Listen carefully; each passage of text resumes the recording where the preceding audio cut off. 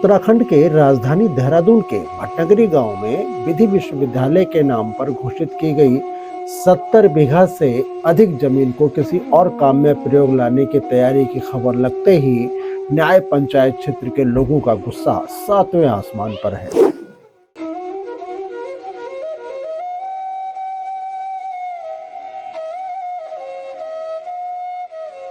पूरी नहीं होती है। हम मर मिट जाएंगे पर हम यहाँ पे लॉ कॉलेज बना के छोड़ेंगे। और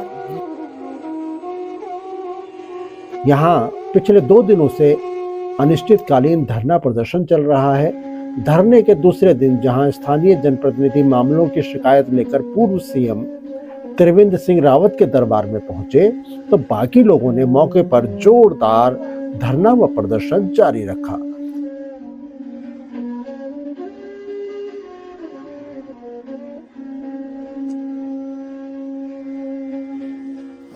आज कांग्रेस के ग्रामीण जिला अध्यक्ष मोहित उनियाल ने दल बल के साथ पहुंचकर आंदोलन को अपना समर्थन दिया। अब देखिए कि एक अजीबोगरीब स्थिति है इस क्षेत्र की, हम क्या कहें। देखिए, यहाँ मुख्यमंत्री त्रिवेंद्र सिंह रावत जी रहे और वो कुछ चीज़ों को अपना ड्रीम प्रोजेक्ट बताते थे। एक तो सूर्यधार झील, जिसमें 60 करोड़ से ज़्यादा खर्चा किया गया, मगर आज वहाँ जंगल उग गया है। कुछ नहीं हुआ, कोई विकास नहीं हुआ, कुछ नहीं हुआ। सड़क भी आप देखे जाएंगे, सड़क भी पूरी उखड़ गई है। दूसरी है लॉ यूनिवर्सिटी।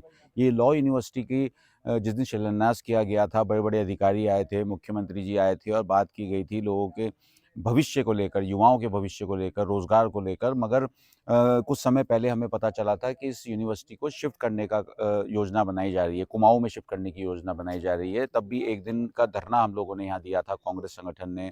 हम जिलाधिकारी, उप जिलाधिकारी से हम लोग मिले थे, मगर तब ये बयान दिया गया था त्रिवेंद्र सिंह रावत जी और उस समय के जितने मंत्री हैं उनके द्वारा कि यहाँ यूनिवर्सिटी लाई जाएगी, शिफ्ट करने का ऐसा कुछ नहीं है। मगर आप देखिए कि यहाँ की स्थिति पता चल रही है कि इसको किसी और संस्थान को या कहीं और दूसरे कार्य के लिए दिया जा रहा है, तो बहुत ही दुखद है। और कांग्रेस संगठन विपक्ष में है, हमारा काम है, हम जनता की आवाज़ हम लोग हैं।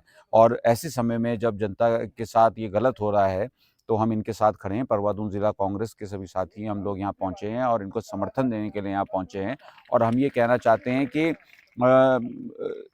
ये अगर यहाँ यूनिवर्सिटी बनती तो यहाँ पढ़ाई तो होती ही, आप नेशनल लॉ यूनिवर्सिटी आती तो युवाओं को मौका मिलता, उसके बाद रोजगार मिलता, मगर इस पूरे क्षेत्र का विकास होता।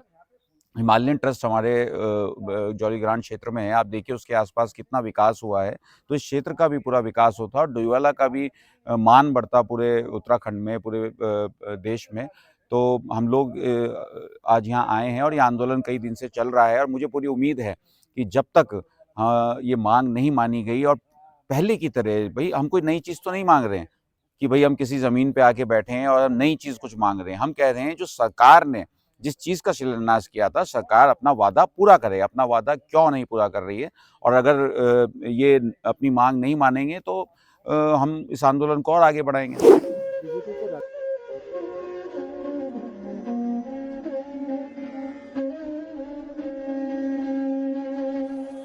दरअसल पूर्व सीएम त्रिवेंद्र सिंह रावत ने कभी रेशम विभाग की संपत्ति रही इस जमीन को विधि विश्वविद्यालय को देने का ऐलान किया था। एक शिलापट भी इस जमीन पर स्थापित किया गया था, लेकिन इसके बाद इस भूमि पर कोई काम सिरे नहीं चढ़ा।